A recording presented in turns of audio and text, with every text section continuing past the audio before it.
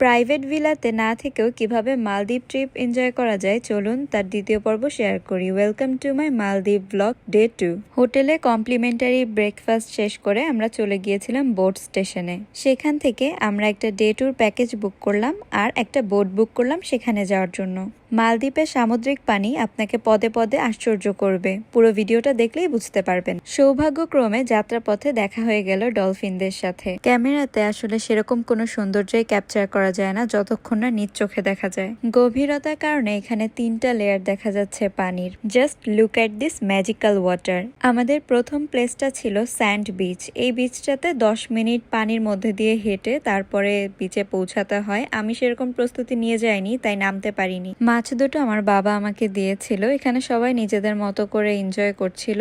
এখানে অবশ্য একটা রিসোর্টও দেখতে পেয়েছি। আমাদের সেকেন্ড ডেস্টিনেশন ছিল হিমাফুসি।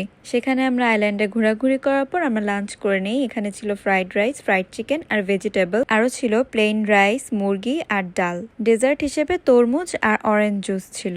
এরপর থেকে শুরু হয় আমাদের ন্যাচারাল অ্যাকোরিয়াম দেখার যাত্রা। আপনারা কি কিছু বুঝতে পারছেন? হ্যাঁ, এগুলো হচ্ছে স্টিংরে। পানি থেকে সারফেস অনেকটা নিচে থাকার কারণে এগুলোকে দেখতে এরকম ঝাপসা লাগছে। শুধু স্টিংরেই নয়, এখানে বিভিন্ন প্রজাতির মাছ দেখেছি আমরা। যেমন ধরুন, আমরা কিছু ব্লু ফিশ দেখেছি, ব্লু কালারের, তারপরে yellow, black and silver colour. এখানে সবাই নেমে গগলস দিয়ে নিচের দৃশ্য অনুভব করছিল।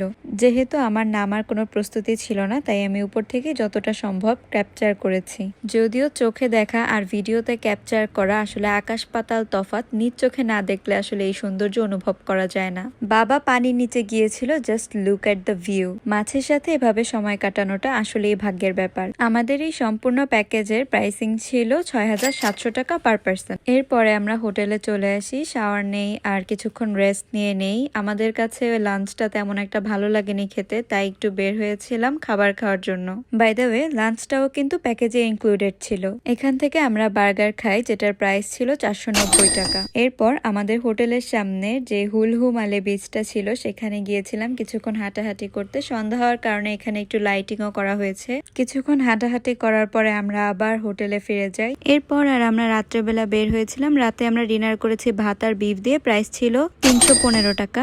আমরা একটা বাঙালি হোটেল থেকে খেয়েছিলাম। সো ভিডিওটা কেমন লাগলো জানাবেন এবং ভালো লাগলে লাইক কমেন্ট করবেন। দ্রুতই ফিরে আসবো ডে 3 এর ভিডিও নিয়ে।